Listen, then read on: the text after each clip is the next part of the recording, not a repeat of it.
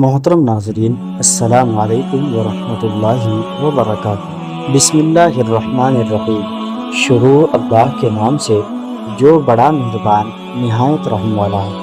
آج کی ویڈیو میں ہم قرآن کی 5 ایسی چیزوں کے بارے میں بات کریں گے جس کو آج کے جدید سائنس بھی ماننے پر مجبور ہے۔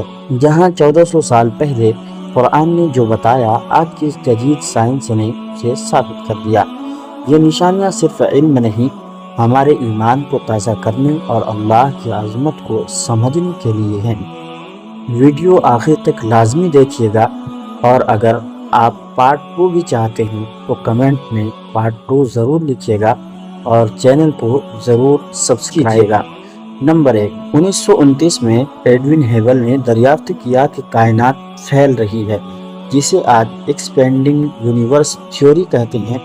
لیکن قرآن نے 1400 سال پہلے بتا دیا تھا کہ کائنات ساکن نہیں بلکہ پھیل رہی ہے، جس کو قرآن مجید میں اللہ رب العزت نے سورۃ الذاریات کی آیت نمبر 47 میں ارشاد فرمایا، وَالسَّمَاءَ بَنَيْنَاهَا بِأَيْدٍ وَإِنَّا لَمُوسِعُونَ، اور آسمان کو ہم نے قوت کے ساتھ بنایا اور بے شک ہم ہی اسے وسعت دینے والے ہیں۔ یہ اس بات کی دلیل ہے کہ قرآن اللہ کا کلام ہے جو ہر دور میں رہنمائی کرتا ہے۔ نمبر 2، سمندر کا الگ الگ رہنا۔ آج سائنس نے ثابت کیا کہ میٹھے اور کھارے پانی کے درمیان سیلنٹی اور ڈینسٹی کی وجہ سے قدرتی پردہ ہوتا ہے، جسے سائنس میں بیریئر فینومینون کے نام سے جانا جاتا ہے۔ یہ پردہ پانیوں کو جدا رکھتا ہے تاکہ ایک دوسرے پر غالب نہ آ سکیں۔ اللہ رب العزت نے اسی کو سورۃ الرحمن کی آیت نمبر 19 اور 20 میں ارشاد فرمایا، مرج البحرین یلتقیان بینہما برزخ لا یبغیان، کہ اس نے 2 سمندروں کو چھوڑ دیا کہ آپس میں مل جائیں، ان کے درمیان ایک پردہ ہے کہ وہ حد سے نہیں بڑھتے۔ نمبر 3، رحم مادر میں تخلیق، ایمبریولوجی۔ آج سائنس کہتی ہے کہ بچہ 3 لیئرز میں پرورش پاتا ہے۔ نمبر 1، رحم یعنی uterus. Number 2، amniotic sac. Number 3، پلیسنٹا۔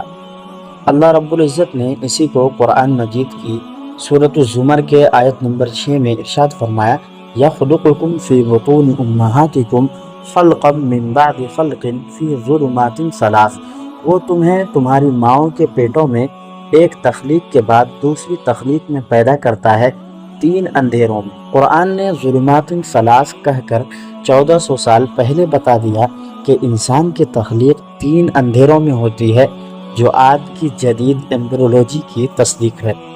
Number 4، شہد کی مکھی کی رہنمائی یعنی بی نیویگیشن۔